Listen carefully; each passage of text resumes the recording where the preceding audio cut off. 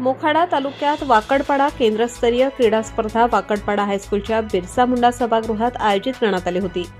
यावेळी आदिवासी विकास हक्क संघर्ष समितीच्या सदस्या सविता वाघ यांनी सांगितले की आदिवासी भागातील विद्यार्थी हे मुळातच कलाकार असतात। अभ्यासाबरोबरच कला क्रीडा क्षेत्रात देखील चांगला सराव केला व प्रयत्न केले तर निश्चितपणे भविष्य उज्ज्वल आहे। त्याचबरोबर आपल्याला घडवणाऱ्या शिक्षकांचा आपण कायम आदर बाळगावा असेही सविता वाघ यांनी विद्यार्थ्यांना शुभेच्छा देताना सांगितले। जिल्हा परिषद व पंचायत समितीच्या वतीने अतिशय सुंदर स्पर्धा आयोजित केली आहे। यातून मोठे कलाकार निर्माण होतील म्हणून शिक्षण विभागाचे देखील सविता प्रदीप वाघ यांनी अभिनंदन केले। या स्पर्धेत वाकडपाडा केंद्रातील 100हून अधिक विद्यार्थी सहभागी झाले होते। भाषण, गायन, नृत्य, नाटक इत्यादी विविध गुणदर्शनांची संधी उपलब्ध झाल्यामुळे विद्यार्थ्यांच्या कलागुणांना वाव मिळाला आहे। ही स्पर्धा यशस्वी करण्यासाठी विस्तार अधिकारी, केंद्र प्रमुख, मुख्याध्यापक व शिक्षक यांनी विशेष परिश्रम घेतले।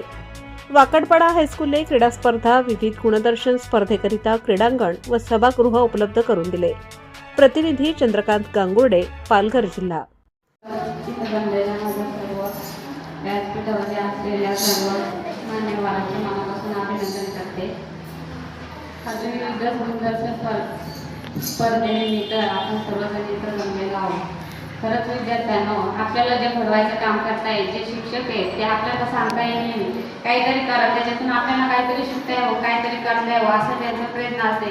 कारण तुमच्या आईवडिलांचं नाही तर तुमच्या शिक्षकांचं देखील त्याच्यामध्ये अनमूल्य असं ठेवा असतोय। त्याच्यामुळे शिक्षक सांगता येतं त्याचा गैरसमज करून घेऊ नका तुम्ही। कारण प्रत्येक शिक्षकाला असं वाटते आपल्या तालुक्यामध्ये, आपल्या जिल्ह्यामध्ये आपल्या शाळेचं नाव, आपल्या विद्यार्थ्यांचं नाव हे पुढं केलं पाहिजे। त्याच्यामुळं मला एवढंच सांगावं असं वाटतंय, नर और नारी के बिना तब शिशु नहीं आता, नर और नारी के बिना तब शिशु नहीं आता, तो केवल दुनिया को नारी को ही नारी का दुख सकता।